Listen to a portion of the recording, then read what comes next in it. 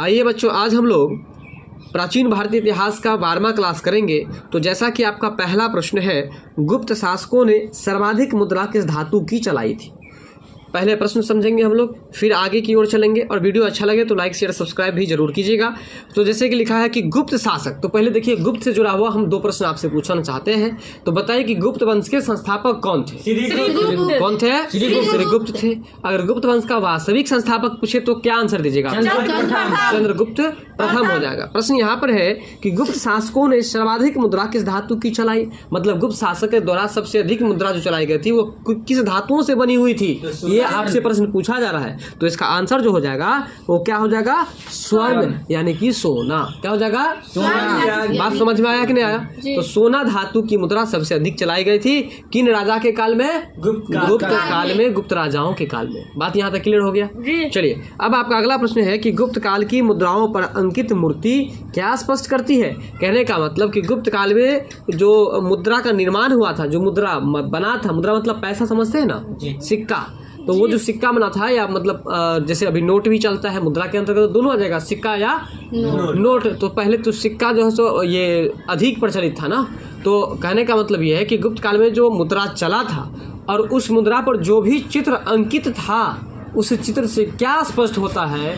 तो देखिए, उस चित्र से राजाओं की मनोवृत्ति स्पष्ट होता है। कहने का मतलब सम्राटों की मनोवृत्ति का मतलब था मन का व्यवहार। जैसे कि आप प्रश्न पढ़े थे कि भारत का नेपोलियन समुद्रगुप्त के समय में जो सिक्का बनाई गई थी, उस सिक्का पर वीणा बजाती हुई चित्र अंकित था। इससे राजाओं के शौक, राजाओं का पैशन, राजाओं का पेशा, राजाओं का व्यवहार प्रतीत होता है, राजाओं की इच्छा, राजाओं का मनपसंद, ये सब एक प्रकट होता है।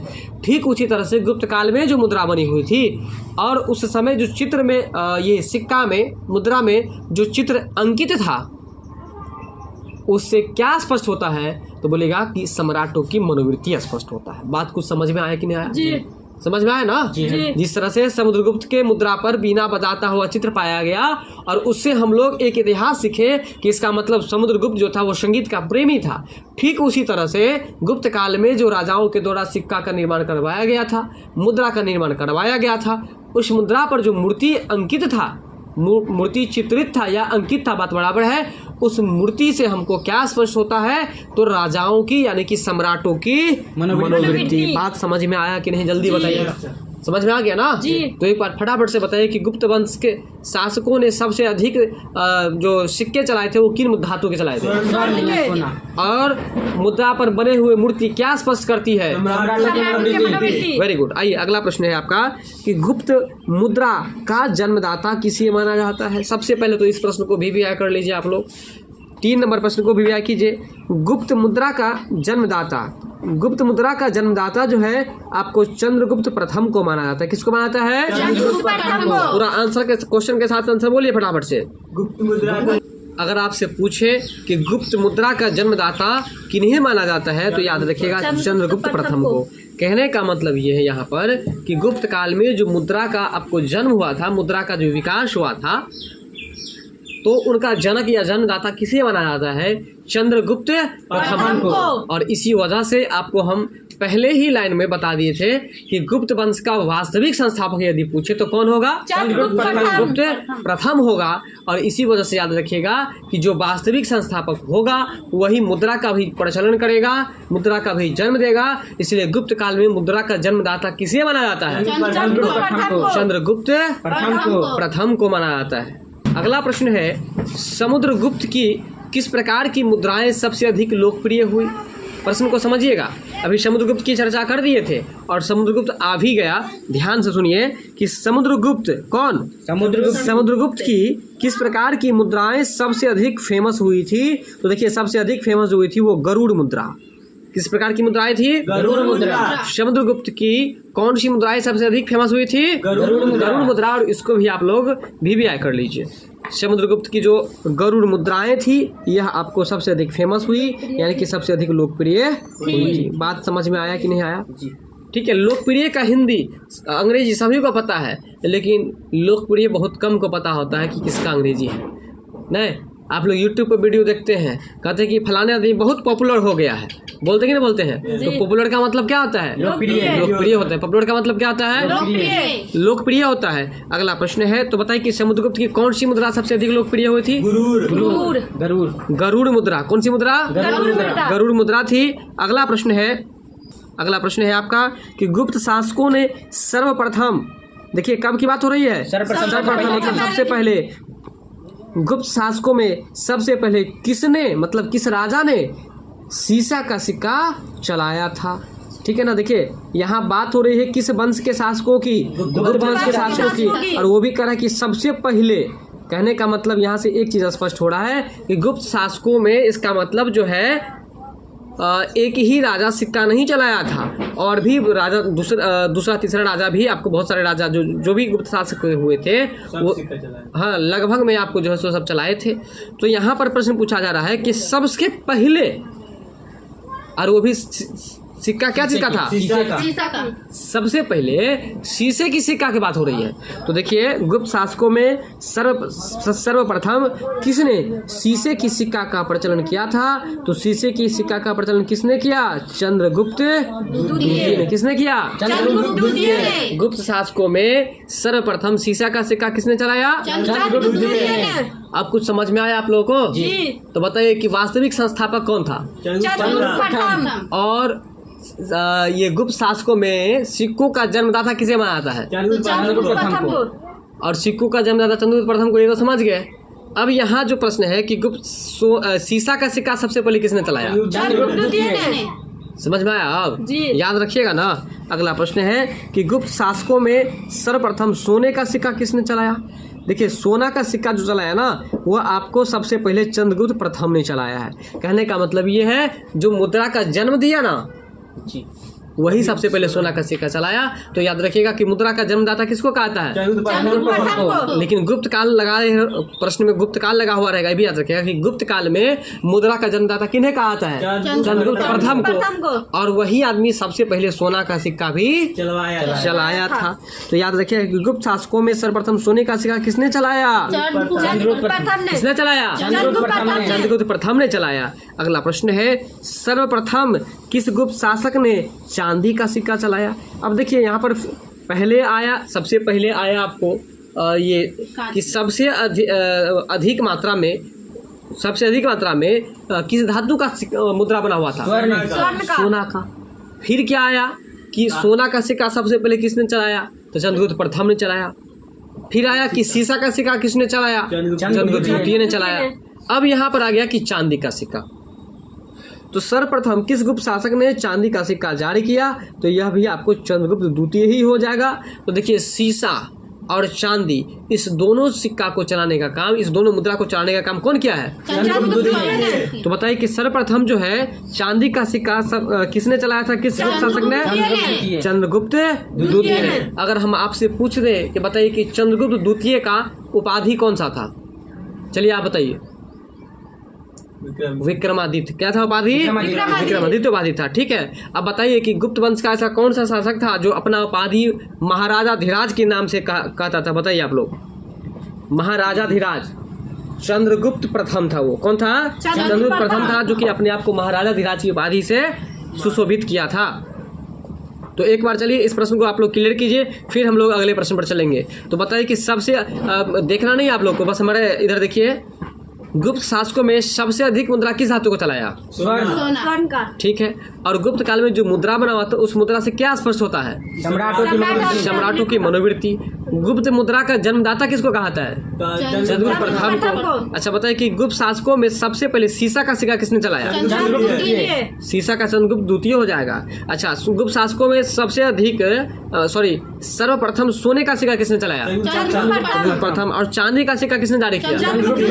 चंद्रगुप्त द्वितीय। यानी कि सीसा कहे और चाहे चांदी कहे, इस दोनों चीज का जो सिक्का सबसे पहले चलाया चंद्रगुप्त द्वितीय ही चलाया था।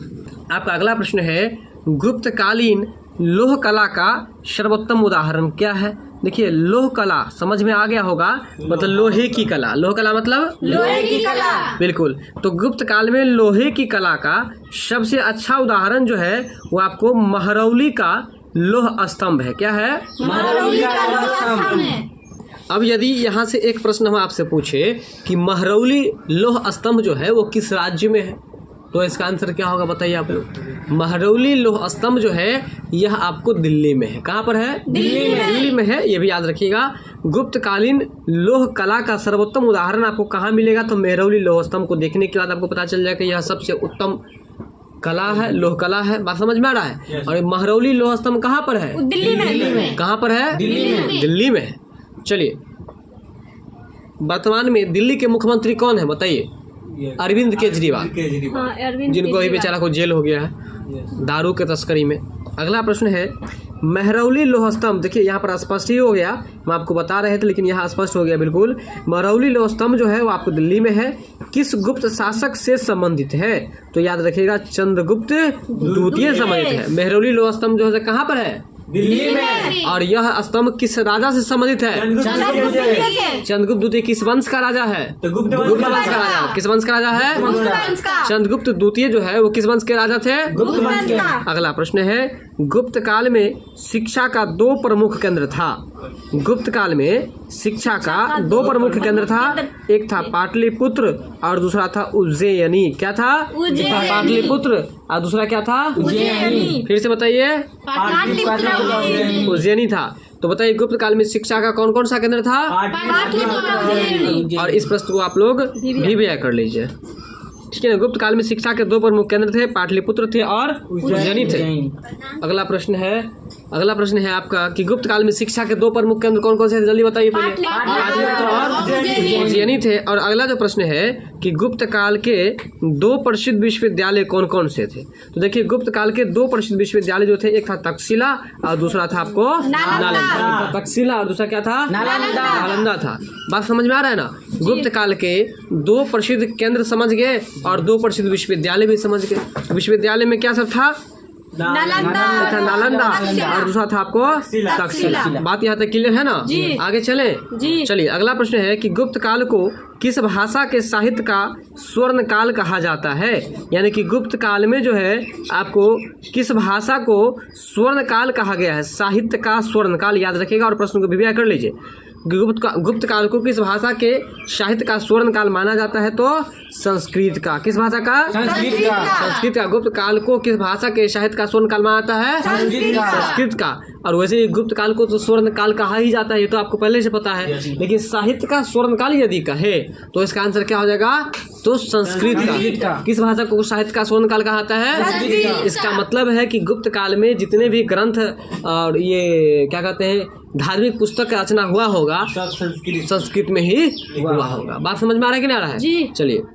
चलिए आपका अगला प्रश्न है चंद्रगुप्त द्वितीय के दरबार में रहने वाले विद्वानों में संस्कृत भाषा का सबसे प्रसिद्ध विद्वान किस भाषा का सबसे प्रसिद्ध विद्वान? संस्कृत भाषा का सबसे प्रसिद्ध विद्वान कौन थे? तो इसका राइट आंसर हो जाएगा आपको कालिदास। कालिदास का कहानी तो बताए थे आप लोगों को। जब कालिदास को देखने के लिए आया शादी के लिए तो उसको एक उंगली का इशारा करते हुए कहा गया कि भगवान एक है। लेकिन कालिदास इतने बड़े मूर्ख थे, वो समझे कि हमको दिखा रहा है कि तुम्हारा एक आंख फोड़ देंगे। कालिदास क्या किया, चट से दोनों उंगली निकाल करके दोनों दिखाया कि हम तुम्हारा दोनों उंगली से तुम्हारा दोनों आंख फोड़ देंगे। बात समझ में आ रहा है? तो कहने का मतलब ये है, लेकिन इस कालिदास पर भी भगवान फिर क्या हुआ, देवी जो है सो सहाय हुए हैं और इसके बाद फिर इनको बोले, वरदान दिए कि आज पूरे रात में तुम जितना किताब उल्टा सकते हो उल्टाओ, जितना किताब उल्टाएगा उतना तुमको याद हो जाएगा। और वही हुआ। बात समझ में आ रहा है कि नहीं आ रहा है? तो याद रखिएगा कि चंद्रगुप्त द्वितीय के दरबार में ये रहते थे। बताइए चंद्रगुप्त द्वितीय कितना बड़ा भाग्यशाली व्यक्ति होगा कि उनके दरबार में कालिदास जैसे महान कवि रहते थे। बात समझ रहे कि नहीं? आप लोग कालिदास के द्वारा लिखा हुआ दो रचना का नाम आप लोग कमेंट्स करके बताइएगा, ठीक है ना? तो बताइए कि चंद्रगुप्त द्वितीय के दरबार में रहने वाले विद्वानों में संस्कृत भाषा के सबसे प्रसिद्ध विद्वान कौन थे? कालिदास थे। कौन थे? कालिदास थे। अगला प्रश्न है कि संस्कृत साहित्य का सर्वोत्तम गीत काव्य किसे माना जाता है? संस्कृत साहित्य का सबसे उत्तम गीत काव्य जो है वो आपको मेघदूत को माना जाता है। और मेरा मन हो रहा था कि आप लोगों को जरा हम बता दें, लेकिन बताए नहीं, चूँकि हम सोच रहे कि आप लोग सर्च करके आइएगा। मेघदूत जो है यह भी एक ग्रंथ है, यह भी एक रचना है, और वो किनके द्वारा किया गया है? कालिदास के द्वारा ही किया गया है।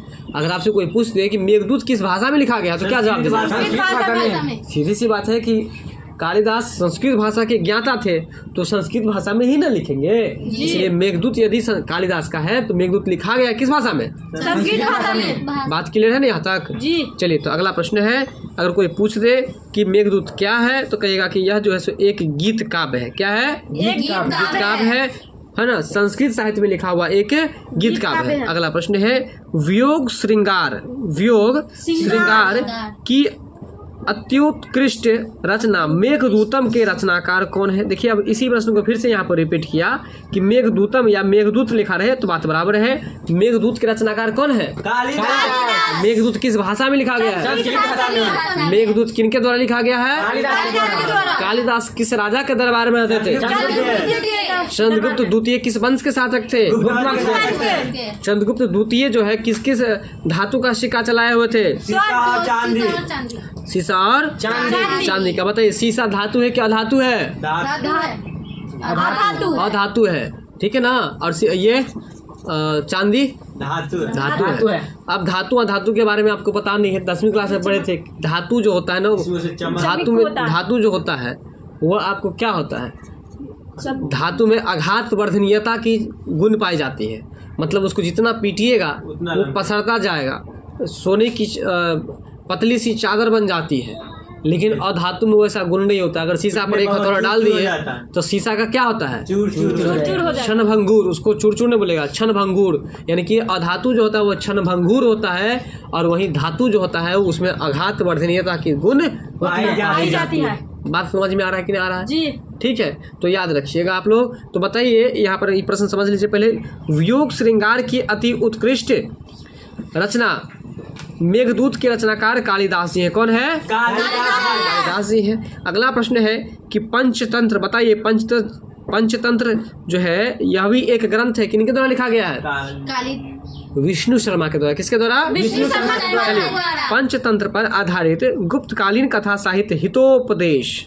जब हम लोग संस्कृत पढ़े हुए थे 10वीं क्लास में, तो उस समय ये लेसन था हम लोग को, और हम लोग के टाइम में संस्कृत चल रहा था। तो हितोपदेश में ये वाला हितोपदेश बहुत ही अच्छा, वो क्या कहते हैं उसको, अध्याय था, पाठ था, बहुत सारा उसमें श्लोक दिया हुआ, तो बहुत अच्छा उपदेश दिया हुआ था हितोपदेश में, जो कि नारायण पंडित के द्वारा लिखा गया था। मुझे अभी तक याद है। तो देखिए, पंचतंत्र पहले पता है कि किनके द्वारा लिखा गया है? अभी जस्ट बताए, विष्णु शर्मा के द्वारा। किनके द्वारा? विष्णु शर्मा। पंचतंत्र पर आधारित गुप्तकालीन कथा साहित्य हितोपदेश के रचनाकार कौन है? तो याद रखिएगा कि हितोपदेश के रचनाकार नारायण पंडित हैं। हितोपदेश के रचनाकार कौन है? नारायण पंडित। हितोपदेश के रचनाकार कौन है? नारायण पंडित। और बताइए आप लोग कि पंचतंत्र के रचनाकार कौन है? विष्णु शर्मा। पंचतंत्र क्या है? यह एक ग्रंथ है। क्या है? आपका अगला प्रश्न है, गुप्तकालीन कथा साहित्य पंचतंत्र क्या है? गुप्तकालीन कथा साहित्य पंचतंत्र जिसकी गणना संसार के सर्वाधिक प्रचलित ग्रंथ। हम पहले बता दिए कि पंचतंत्र क्या है? यह एक ग्रंथ है, और यहाँ भी आपको वही बात मिल रहा है आपको। तो देखिए, गुप्तकालीन कथा साहित्य पंचतंत्र जो है, जिसकी गिनती जो है संसार के सर्वाधिक प्रचलित ग्रंथ में की जाती है। संसार के जो सबसे अधिक प्रचलित ग्रंथ है, बात समझ में आ रहा है? उस लाइन में उसको रखा आता है। तो कहने का मतलब संसार के सर्वाधिक प्रचलित ग्रंथ बाइबिल के बाद दूसरे स्थान पर की जाती है। तो याद रखिएगा कि सबसे अधिक प्रचलित ग्रंथ कौन सा है? तो बाइबिल है, और बाइबिल के बाद पंचतंत्र। बाइबिल के बाद पंचतंत्र। संसार पूरे विश्व में सबसे अधिक प्रचलित ग्रंथ कौन सा है? बाइबिल या बाइबल भी कह सकते हैं। और बाइबल के बाद किनका नंबर आता है? पंचतंत्र का। तो कहता है कि दूसरे स्थान पर की जाती है, और उसके रचनाकार कौन है? विष्णु शर्मा जी। कौन है? विष्णु शर्मा। बिल्कुल। तो बताइए कि गुप्तकालीन कथा साहित्य जिसकी गणना जो है संसार के सबसे अधिक प्रचलित ग्रंथ बाइबिल के बाद दूसरे नंबर पर रखा जाता है, वो कौन सा ग्रंथ है? पंचतंत्र। और उसके रचनाकार कौन है? विष्णु शर्मा। कौन है? विष्णु शर्मा जी है। अब आपका अगला प्रश्न है, तो बताइए संसार का सबसे अधिक प्रचलित ग्रंथ कौन सा है? तो बताइए कि बाइबल यदि 1 नंबर पर आता है तो 2 नंबर पर कौन सा ग्रंथ है? तो पंचतंत्र के रचनाकार कौन है? बहुत अच्छा। आइए, अब आपका अगला प्रश्न है क्या प्रश्न पढ़िए आप लोग जरा। गुप्तकालीन व्याकरण ग्रंथ अमरकोश। अब देखिए यहाँ से एक प्रश्न बन रहा है कि अमरकोश कैसा ग्रंथ है, तो आप क्या कहिएगा? यह जो है एक व्याकरण ग्रंथ है। अमरकोश कैसा ग्रंथ है? और अमरकोश की रचना किस काल में हुई है, बताइए आप लोग। अमरकोश की रचना किस काल में हुई है? गुप्त काल में हुई है। ठीक है, अमरकोश की रचना हुई है आपको गुप्त काल में हुई है। तो कहने का मतलब यह है कि अमरकोश जो है एक व्याकरण ग्रंथ है और इसके जो रचना काल है वो आपको अमर सिंह है। कौन है? अमर सिंह। तो इसको तो याद रखना बहुत ही सिंपल है। अमरकोश तो अमर सिंह। अमरकोश क्या है? तो यह जो है एक व्याकरण ग्रंथ है। अमरकोश की रचना किस काल में हुई? गुप्त काल में। और अमरकोश किनके द्वारा लिखा गया? अमर सिंह के द्वारा लिखा गया। अब आपका अगला प्रश्न है, गुप्तकालीन व्याकरण ग्रंथ चंद्र व्याकरण। क्या लिखा हुआ है? गुप्तकालीन व्याकरण ग्रंथ चंद्र व्याकरण के रचनाकार कौन है? देखिए, चंद्र व्याकरण के रचनाकार जो है वो चंद्र गोमिन है। कौन है? गुप्तकालीन व्याकरण ग्रंथ चंद्र व्याकरण के रचनाकार कौन है? चंद्र गोमिन है। गुप्तकालीन व्याकरण ग्रंथ चंद्र व्याकरण के रचनाकार कौन है? ये यहाँ पर स्पष्ट होता है कि चंद्र व्याकरण जो है यह भी आपको एक व्याकरण ग्रंथ ही है और गुप्त काल में ही इसका भी रचना हुआ है। तो बताइए कि चंद्र व्याकरण की रचना किस काल में हुई है? चंद्र व्याकरण की रचना किस काल में हुई है? और चंद्र व्याकरण किनके द्वारा लिखा गया है? चंद्र गोविंद के द्वारा। किसके द्वारा? अब आपका अगला प्रश्न है कि गुप्त काल का सबसे बड़ा गणितज्ञ किन्हें माना जाता है? बताइए, गुप्त काल में सबसे बड़ा गणितज्ञ किनको माना जाता है? आर्यभट्ट को। किनको माना जाता है? गुप्त काल का सबसे बड़ा गणितज्ञ किसे माना जाता है? आर्यभट्ट को माना जाता है। आपका अगला प्रश्न है कि किस भारतीय गणितज्ञ ने सर्वप्रथम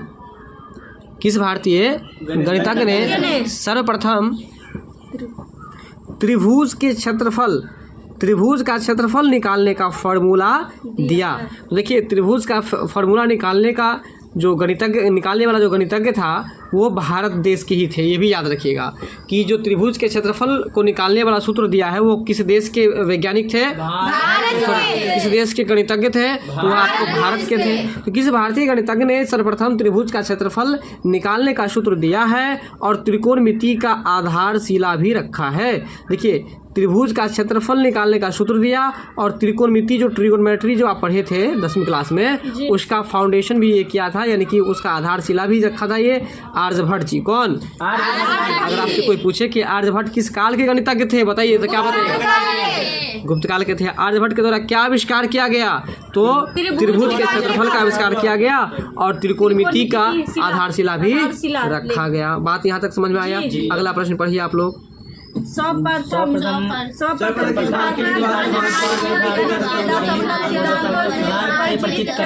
चलिए, अगला प्रश्न है, सर्वप्रथम किस भारतीय विद्वान ने भारतीयों को गणित के दशमलव सिद्धांत से परिचित करवाया? अगर आपसे पूछे कि दशमलव सिद्धांत का प्रवर्तक कौन है या दशमलव सिद्धांत के बारे में किसने बताया, तो इसका भी आंसर आपको आर्यभट्ट ही हो जाएगा। साथ में याद रखिएगा कि आर्यभट्ट भारतीय गणितज्ञ थे, ये तो आप समझ ही गए। इसके साथ में जो है आप ये भी समझ गए कि दशमलव प्रणाली या दशमलव सिद्धांत किसने दिया है? तो आर्यभट्ट ने दिया है। अब आपका अगला प्रश्न है कि भारतीय विद्वान जो आर्यभट्ट था उन्होंने और भी क्या आविष्कार किया? तो पहले मुझे बताइए, अभी तक में जो आर्यभट्ट के बारे में आपको बताइए, आर्यभट्ट एक भारतीय गणितज्ञ थे। आर्यभट्ट दशमलव प्रणाली का आविष्कार किया, त्रिभुज के क्षेत्रफल का सूत्र दिया और साथ में त्रिकोणमिति का फाउंडेशन भी किया, यानी कि आधारशिला भी रखा था। अब देखिए, आर्यभट्ट इतना ही नहीं, वो जो है आपको शून्य का भी आविष्कार किया है। या आपसे पूछे कि जीरो का आविष्कार किसने किया? आर्यभट्ट ने ही किया। और आर्यभट्ट किस काल के गणितज्ञ थे? बात समझ गए ना? चलिए, शून्य का आविष्कार किसने किया है? और दशमलव प्रणाली का आविष्कार किसने किया है?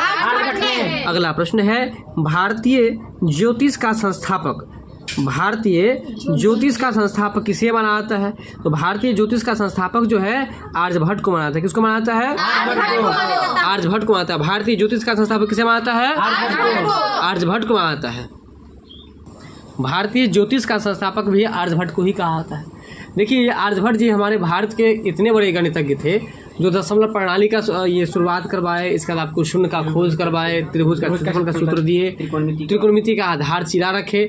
अब उतना ही नहीं, वह आपको ज्योतिष जो होता है ना, एस्ट्रोलॉजिकल, जी ठीक है ना, तो ज्योतिष, भारतीय ज्योतिष का संस्थापक भी आपको आर्यभट्ट को ही कहा जाता है। और इस प्रश्न को भी आप लोग जितना भी आर्यभट्ट वाला जितना प्रश्न बताए हैं सबको वीवीआई कर लीजिएगा। अगला प्रश्न है कि नवीनतकम और निघंटु।